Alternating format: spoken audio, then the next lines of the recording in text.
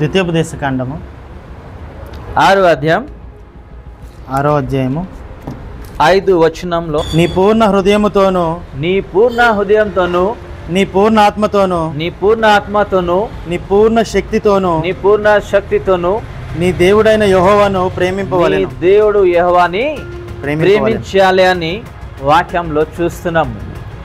ఈరోజు ఎవరికి ప్రేమిస్తున్నాము ఇది కూడా ప్రతి ఒక్క విశ్వాసిని అర్థం చేసుకోవాలి. మా మొదటి ప్రేమ ఎవరు? మన ప్రభు అయిన యేసుక్రీస్తు. మా మొదటి ప్రేమ మా యేసుక్రీస్తు. ఏ మనుషు కాదు, లేకపోతే ఏ మొబైల్ కాదు, ఏ క్రికెట్ కాదు, ఏమి కాదు. మా మొదటి ప్రేమ యేసుక్రీస్తు. ఎందుకైతే మొదటి ప్రేమ ఆయన చేస్తారు కాబట్టి మేము ప్రతి ఒక్కరిని ఈ వాక్యం ద్వారా దేవుడు ఏది ఈరోజు మాకు ఇచ్చారు నోట్ చేసుకుంటూ దేవుడు గురించి జీవించాలి, దేవుడు గురించి నిలబడాలి అనేది ఒక నిర్ణయం తీసుకోవాలి. మా పూర్ణ హృదయంతో, పూర్ణ శక్తితో ఎవరిని ప్రేమించాలి అట? ప్రభు అయిన యేసుక్రీస్తుని. ఇది మొదటి ఆజ్ఞ మనకి. ఈరోజు మనుషుల్ని ప్రేమిస్తూ మోసపోయాము. చాలా విశ్వాసులు కూడా, నేను కూడా మోసపోయాను. మనకి ఈరోజు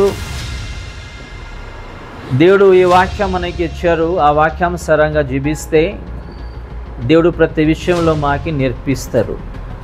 ఎలాగ జీవించాలి, ఎలాగ ఉండాలి ఈ భూమిలో. ఈరోజు ప్రేమ అంటే ఏంటి అంటే ఎగ్జాంపుల్ చెప్తున్నాను నేనే. చాలా విశ్వాసి కూడా తెలియదు మన మొదటి ప్రేమ ఎవరిని చేయాలి అని.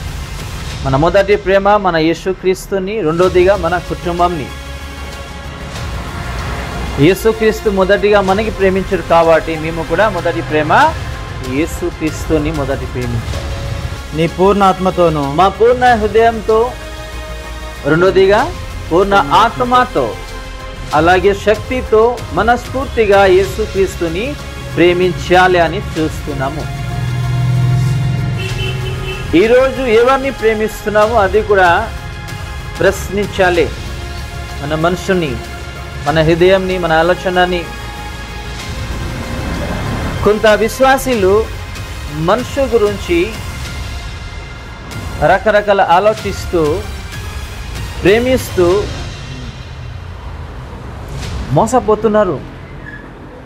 ఎందుకంటే వాక్యం ఈరోజు దేవుడు ఎవరికి ప్రేమించాలి అని నేర్పిస్తున్నారు. ఆసరంగా మేము జీవిస్తలేము కాబట్టి.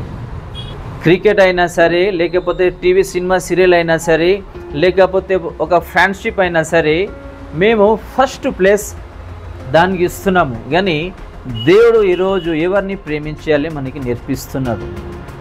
మీరు ప్రజల్ని ప్రేమించండి, మోసపోవద్దు. ప్రేమిస్తూ మోసపోవద్దు.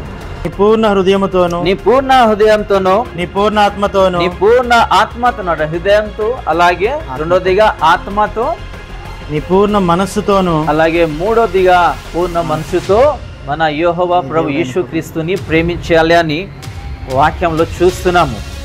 ప్రేమ లేనివాడు దేవుణ్ణి ఎరుగడు. అర్థమైందా మీకు? దేవుడు అట ప్రేమ. ఆ ప్రేమ గురించి ఇక్కడికి వచ్చాము. దేవుడు మనకి అనుగ్రహించారు, ఆశీర్వదించారు, ప్రేమిస్తున్నారు కాబట్టి ఎంత దూరమైనా సరే మేము వస్తున్నాము ఇక్కడికి. ప్రేమ లేకపోతే ఏమీ లేనే లేదు. మొదటి ప్రేమ ఎవరు చేశారు మనకి? యేసుక్రీస్తు, మన దేవుడు.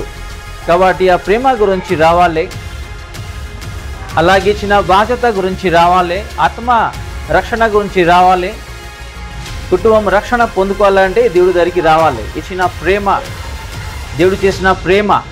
యేసుక్రీస్తు మొదటిగా మనకి ప్రేమించినారు కాబట్టి మేము కూడా యేసుని ప్రేమించాలి అని ఇక్కడ రాయబడి ఉన్నాయి.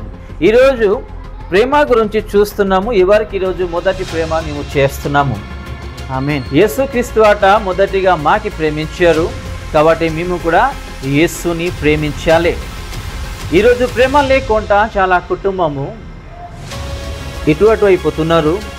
శాంతి సమాధానం లేకుండా జీవిస్తున్నారు. ఎందుకైతే దేవుడు వాక్యం తెలియక, దేవుడు భయం లేకుండా, దేవుడు ప్రేమ లేకుండా ఈరోజు చాలా కుటుంబంలో ఇలా జరుగుతున్నాయి. ఇక్కడ చూస్తున్నాము దేవుడు అట మాకి మొదటి ప్రేమించారు కాబట్టి మేము కూడా దేవుడిని ప్రేమించాలి అని చూస్తున్నాము. అన్న తమ్ములు అక్క చెల్లెల మధ్యనే కూడా ప్రేమ లేకుండా ఈరోజు రకరకాల సమస్య వస్తుంది. అలాగే భార్యాభర్త కూడా, అలాగే తల్లిదండ్రి కూడా, అలాగే పిల్లలు కూడా ప్రేమ లేకుండా ఈరోజు చాలా కుటుంబంలో సమస్య వస్తుంది. ఎందుకు అయితే దేవుడు అంటున్నారు, మీరు వాక్యం చదవండి, నేను మాట్లాడతాను, ఇలా జీవించాలి అని దేవుడు మనకి నేర్పిస్తున్నారు, పదే పదే మాట్లాడుతున్నారు. కానీ ఈరోజు వాక్యం చదవడానికి మా దగ్గర టైం లేనే లేదు, ప్రార్థించడానికి మాకు టైం లేనే లేదు, దేవుడి దగ్గరికి రావడానికి మాకు టైం లేనే లేదు. ఇలాగ మనకి జ్ఞానం వస్తుంది, బుద్ధి వస్తుంది. ఎందుకైతే దేవుడు ఇచ్చిన ఈ పరిశుద్ధ గ్రంథం ఇంట్లో ఉన్నాయి, కానీ చదవడం మేము లేదు, టైం లేదు మాకి, ఎప్పుడు బిజీ ఉంటాము. ప్రేమ అనేది ఒక విశ్వాసి కుటుంబం దగ్గర లేకపోతే ఆ కుటుంబం ఎప్పుడు అయినా శాంతిగా ఉండలేదు. దేవుడు మనకి మొదటి ప్రేమించి ఈ భూమికి వచ్చి మన పాపం గురించి చనిపోయారు. ఈ ప్రపంచంలో ఒక మనిషి గురించి ఎవరు కూడా చనిపోలేదు. ఒక చిన్న ఉదాహరణ, ఒక ఎగ్జాంపుల్, అమ్మాయి గారిని అబ్బాయి గారిని ప్రేమించినప్పుడు ఏదైనా ఒక చిన్న మిస్టేక్స్ జరిగితే నేను చనిపోతాను అంటారు. కానీ అది అబద్ధం, పచ్చి అబద్ధం అది. హల్లెలూయా, హల్లెలూయా. చాలా విశ్వాసులు కాల్ చేస్తారు ప్రార్థన గురించి, ఆ ఎక్స్పీరియన్స్ నాకు ఉన్నాయి. ఈ దేవుడు అయితే మాకి బహుగా ప్రేమించి ఈ భూమికి వచ్చి మా పాపం గురించి చనిపోయారు. ఆ ప్రేమ ఎవరు కూడా మాకు చేయలేరు.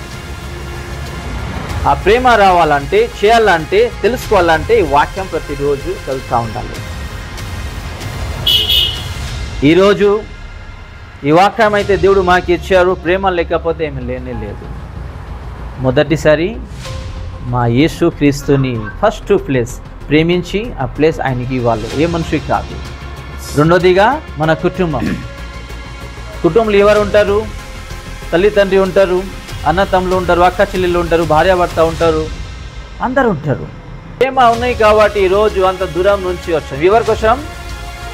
యేసు క్రీస్తు. ఈ యేసు క్రీస్తు మన పాపం గురించి చనిపోయారు. ఆ యేసు క్రీస్తు గురించి ఇక్కడికి వచ్చాము. ఈ ఆస్తి పస్తి గురించి రాలేదు, ఈ ఉద్యోగం గురించి రాలేదు, లేకపోతే ఏదో ఒకటి పేరు సంపాదించడం రాలేదు. ఈ యేసు క్రీస్తు మాకి ప్రేమించి ఈ భూమికి వచ్చి మా గురించి చనిపోయారు. ఆ యేసు క్రీస్తు గురించి ఇక్కడికి వచ్చాము. క్రియతోనూ సత్యముతోనూ ప్రేమింతుము. ఇలాగట మాటతోనూ ఇంకా నాలుగుతోనూ కాక క్రియతోనూ సత్యంతోనూ ప్రేమింతుము. ఎవరికి ప్రేమించాలి అట? మన యేసు క్రీస్తుని. హృదయం పూర్తిగా దేవుడిని ప్రేమించాలి, మనస్ఫూర్తిగా దేవుడిని ప్రేమించాలి. చూడండి, సైతాను ఇలాగ ఇప్పుడు విశ్వాసిని ఓడుకుంటుంది, వాళ్ళకి అర్థం కూడా రావట్లేదు. తర్వాత ఏమంటాం? దేవుడికి చాలా ప్రేమిస్తున్నాను, నేనే వాక్యం చదువుతున్నా, వాక్యం వింటున్నాను, నేను చర్చి కూడా వెళ్తున్నా, ఇలా చెప్తాం. కానీ వాక్యం ఈరోజు మనకి ఏం నేర్పిస్తున్నా? ఇంకో ఎవరిని ప్రేమించాలి అట? మన యెహోవా యేసు క్రీస్తుని సత్యంతో. ఏ సత్యం అయితే ప్రతి ఒక్కరిని తెలుసు, ఆ సత్యంతో యేసుక్రీస్తుని ప్రేమించాలి అని చూస్తున్నాము. ఈరోజు ప్రేమ గురించి చూస్తున్నాము. ఎవరికి ప్రేమించాలి? చాలా విశ్వాసులు వస్తారు, వాక్యం వింటారు, కానీ వాక్యానుసారంగా ఎవరు జీవిస్తలేరు.